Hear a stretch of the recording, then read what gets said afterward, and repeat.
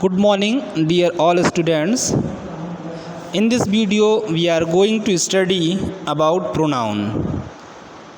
In last videos, we have completed noun in grammar portion. Let us we understand about pronoun. What is the meaning of pronoun? A word that is used instead of a noun is called a pronoun. Means ऐसा शब्द जिसे हम noun की जगह पर use करते हैं वो प्रोनाउन कहलाता है। For example, Hari is absent because Hari is ill. इस वीडियो में आपने देखा कि दो सेंटेंस हैं, हरी इज़ एब्सेंट, और बाद में मैंने उस हरी के विषय में कुछ और बताया है। Because Hari is ill, Hari absent है क्योंकि हरी बीमार है। बट हम बार बार जो रिपीटेशन होता है नाउन का, उस चीज़ से बचने के लिए हम प्रोनाउन वर्ड का यूज़ करते हैं। It is better to avoid the repetition of the noun B में से, और हम इस प्रकार से कह सकते हैं Hari is absent because he is ill. तो मैंने यहाँ हरी शब्द को, हरी जो वर्ड है उसको ही से क्या कर दिया, रिप्लेस कर दिया। तो यहाँ पर ही जो वर्ड है वो आपका प्रोनाउन है, जो कि हरी नाउन की जगह पर यूज़ हुआ है। Let us see another example. Rajni is my neighbour, she lives in Delhi. So here we replace Rajni by she word, so she is pronoun. Okay, let us we go ahead. Types of pronoun means pronoun कितने types का होता है, उसके कितने प्रकार होते हैं जो कि हम इंग्लिश में यूज करते हैं। One is personal pronoun, second is indefinite pronouns, third is demonstrative pronouns, fourth is emphatic pronouns and reflexive pronouns. दोनों सेम कैटेगरी में होते हैं, एम्फेटिक प्रोनाउंस एंड रिफ्लेक्सिव, बस दोनों का यूज़ जो होता है वो माइनर उसमें डिफरेंस होता है। Interrogative pronouns and relative pronouns. समझते हैं एक एक प्रोनाउंस को हम किस तरीके से उसका यूज़ करते हैं, कितने टाइप्स के, कैसे उनका यूज़ इंग्लिश में किया जाता है। फर्स्ट है personal pronouns. Personal pronoun like I, we, you, they, he, she, it, they are called personal pronouns because they stand for the persons. इन जो वर्ड्स हैं हमारे I, we, you, they, he, she, it, इनको ही हम क्या कहते हैं, personal pronouns कहते हैं, क्योंकि इन्हें हम पर्सन्स के लिए यूज करते हैं, हम व्यक्तियों के लिए इनका यूज करते हैं, इसलिए इनको पर्सनल प्रोनाउन की कैटेगरी में रखते हैं। मुख्यतः तीन पर्सन होते हैं।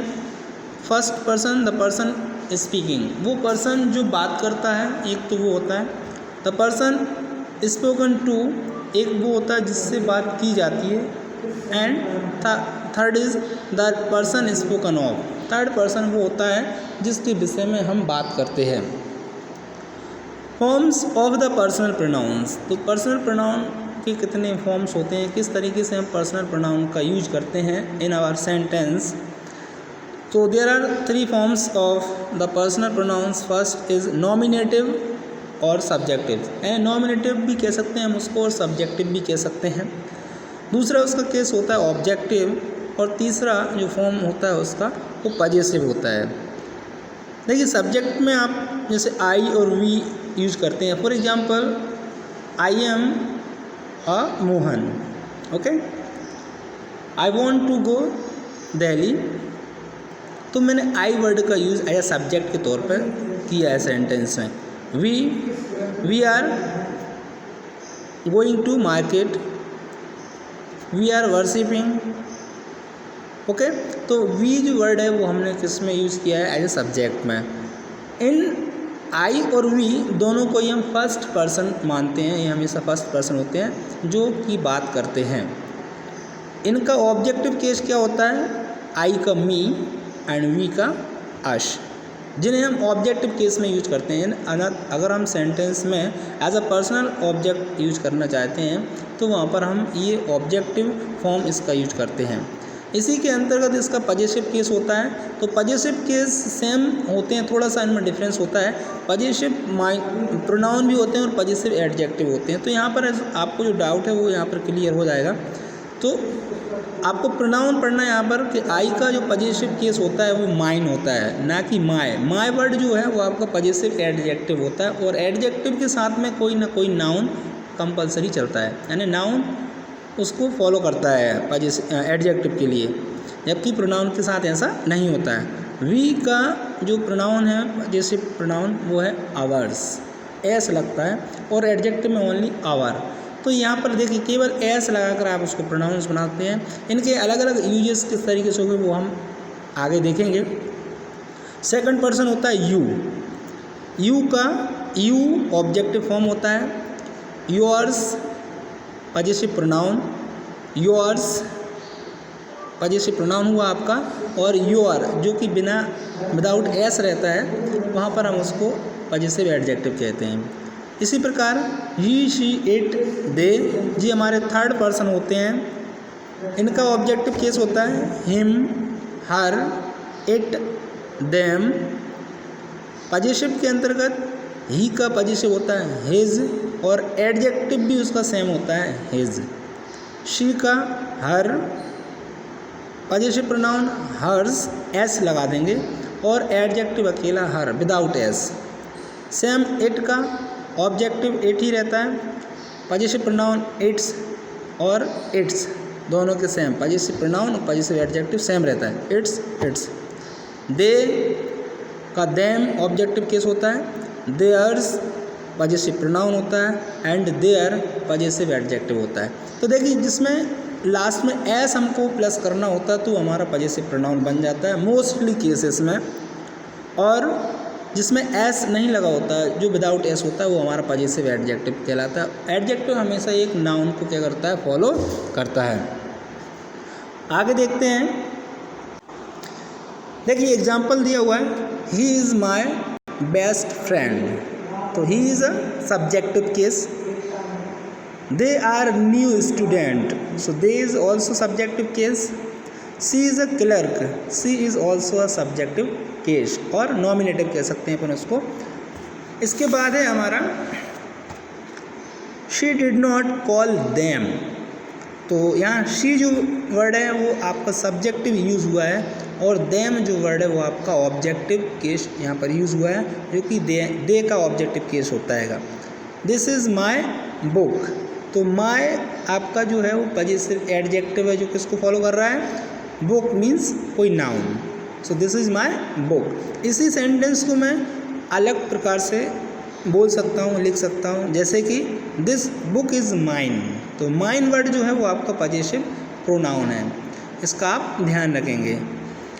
सेकंड जो प्रोनाउन है आपका indefinite pronounce.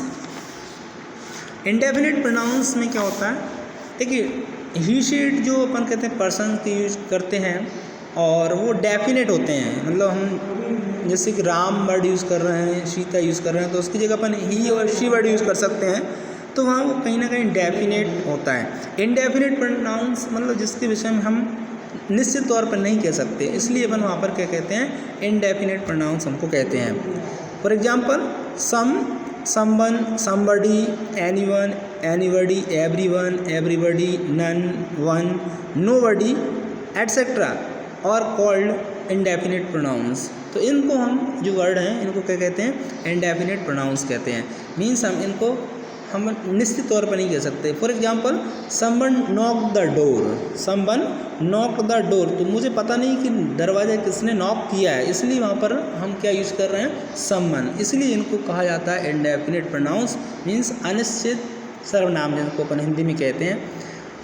For example one must not praise oneself, किसी को अपने आप की बड़ाई नहीं करना चाहिए। Somebody has stolen my watch, किसी ने मेरी घड़ी चुरा ली, तो किसी ने चुरा ली मतलब पता नहीं है, पता नहीं है, तो वहाँ पर कौन सा केस लगता है हमारा, इंडेफिनिट प्रोनाउंस का। नेक्स्ट क्या है देखते हैं, इसके बाद है आपका डेमोन्स्ट्रेटिव प्रोनाउंस। डेमोन्स्ट्रेटिव क्या होता है? This, these, that and those, ये 4 वर्ड मैंने आपको बताए हैं, ये आपके क्या कहलाते हैं? डेमोन्स्ट्रेटिव प्रोनाउंस कहलाते हैं। Demonstrative pronoun is used to point out the objects to which they refer. Means किसी चीज़ को हम बताते हैं किसी ऑब्जेक्ट को, तो उसको बताने के लिए वो रेफर करते हैं। This, these, that and those. जैसे this is my golden watch, so this means मैं आपको बता रहा हूँ कि this is my golden watch and these are merely excuse. तो यहाँ पर आपको दिस और दिस दोनों बताए गए हैं। That is his old address, that means that is his old address जो आप बता रहे हैं। Those are my friends. तो ये कुछ डेमोन्स्ट्रेटिव प्रोनाउंस के एग्जांपल्स हैं। नोट मैंने आपको लगा के बताया कि दिस और दीज जो दोनों वर्ड हैं वो नियर ऑब्जेक्ट के लिए यूज होते हैं। नियर ऑब्जेक्ट जैसे मान लीजिए आपकी टेबल पर आपके पास में कोई ऑब्जेक्ट है और आप उसको बता रहे हैं कि this is your pen, these are your books, तो वहाँ पर हम दिस और दीज दोनों का यूज़ करते हैं। दैट और दोज जो होता है वो अवे ऑब्जेक्ट्स के लिए होता है। फॉर अवे ऑब्जेक्ट्स मीन्स जो दूर ऑब्जेक्ट्स होते हैं, जो आपसे काफ़ी दूर या थोड़े डिस्टेंस पे होते हैं, तो उनको हम पॉइंट आउट करने के लिए किसका यूज़ करते हैं? दैट और दोज का। देखिए दिस और दैट जो वर्ड हैं वो आपके सिंगुलर यूज़ होते हैं और दीज और दोज जो वर्ड्स होते हैं वो आपके प्लूरल के लिए यूज़ होते हैं। ओके, चलिए आगे बढ़ते हैं। आगे है आपका 4th नंबर का एम्फेटिक प्रोनाउन। एम्फेटिक प्रोनाउंस में देखिए क्या है? I, we, you, they, he, she it, जो कि हमने पर्सनल प्रोनाउन के अंतर्गत पढ़ा है कि ये सब्जेक्टिव केस होता है। उसी को अगर अपन ऑब्जेक्टिव केस पढ़ते हैं जैसे कि मी, आई का क्या होगा? मी, वी का अस, यू का यू, दे का देम, ही का हिम, शी का हर, इट का इट। अगर हम इनमें सेल्फ वर्ड जोड़ दें, जैसे मी का माँ होता है तो माँ सेल्फ, अस का ourselves, you yourselves, themselves, him himself, herself, itself. तो ये जो वर्ड हैं सेल्फ वाले, इनको अपन एम्फेटिक प्रोनाउंस कहते हैं। तो एम्फेटिक प्रोनाउंस का यूज कब करते हैं, क्यों करते हैं, वो हम आगे देखते हैं। These pronouns are use to emphasis our things. हमारी बात को जोर देने में हम एम्फेटिक प्रोनाउंस का यूज करते हैं। हमारी बात है, किसी और की बात को भी अगर अपन जोर देकर बोलना चाहते हैं, उस पर एम्फेसाइज उसको करना चाहते हैं, तो वहाँ पर हम एम्फेटिक प्रोनाउंस का यूज करते हैं। For example, I will do it my self means I will do it my self, मैं स्वयं ऐसा कार्य करूँगा। तो मैं अपनी बात पर क्या कर रहा हूँ? एम्फेसाइज कर रहा हूँ। तो वहाँ पर हम एम्फेटिक प्रोनाउंस का यूज कर रहे हैं, my self. Second is he himself sad so, उसने स्वयं ऐसा कहा होगा। तो ही के साथ मैंने हिमसेल्फ वर्ड जोड़ा है, तो वो आपका क्या आएगा? एम्फेसाइज कर रहा है उस बात के लिए। Third one is we saw the prime minister ourself, हमने स्वयं प्राइम मिनिस्टर प्रधानमंत्री जी को देखा है। तो यहाँ पर हम उसके जो अवर सेल्फ, माई सेल्फ, जो हिमसेल्फ वर्ड है वो आपके एम्फेटिक प्रोनाउंस हैं। इसके बाद 5th वाला जो है वो है रिफ्लेक्सिव प्रोनाउंस। रिफ्लेक्सिव प्रोनाउंस के अंतर्गत हम पढ़ते हैं all the emphatic pronouns are use as a reflexive pronouns. Means जितने भी एम्फेटिक प्रोनाउंस हमने पढ़े हैं उनको ही हम रिफ्लेक्सिव प्रोनाउंस भी कहते हैं। When the action done by the subject turns back upon the subject they are called reflexive pronouns. कब कहेंगे उनको रिफ्लेक्सिव प्रोनाउंस? जैसे सब्जेक्ट ने कोई एक्शन परफॉर्म किया है और उसका रिजल्ट किस पर बैक हो? Turns back upon the subject, subject के ऊपर ही उसका प्रभाव पड़ता है, तो उन्हें अपन एज अ रिफ्लेक्सिव प्रोनाउंस कहते हैं। For example, I hurt myself, मैंने स्वयं को क्या कर लिया? चोटिल कर लिया। तो स्वयं चोटिल होने का प्रभाव जो रहा वो किसके ऊपर रहा? सब्जेक्ट के ऊपर ही। वी हर्ट अवर सेल्फ्स, तो वी हर्ट अवर सेल्फ, हमको ही नुकसान कर लिया, चोटिल कर लिया, तो वहाँ पर उसका रिजल्ट, उस एक्शन का रिजल्ट किसके ऊपर पड़ा? खुद सब्जेक्ट के ऊपर। 6th one is interrogative pronounce. All the WH words, WH words means like what, where, when, how, etc. are called interrogative pronouns. These are used to make a questions. Means हम इन words का use कहाँ करते हैं? Questions बनाने में, questions पूछने में. For example, what is your name, where are you going, why are you they crying. तो व्हाट, वेयर, वाई जो वर्ड हैं उन्हें अपन इंट्रोगेटिव प्रोनाउंस कहते हैं और इनका यूज़ हम क्वेश्चंस फ्रेम करने के लिए करते हैं. Next is relative pronouns. Relative pronouns means, let me understand by example. I met Hari. Hari had just returned. I have found the pen. I lost the pen. तो दोनों अलग अलग सेंटेंस हैं. फर्स्ट I met Hari, एक sentence खत्म. Hari had just returned, second sentence. Same way I have found the pen, one sentence. I lost the pen is second sentence. अब इसको देखते हैं किस तरीके से हम स्पीक कर सकते हैं और साथ ही साथ राइट भी कर सकते हैं. I met Hari who had just return. तो I replace Hari word with who.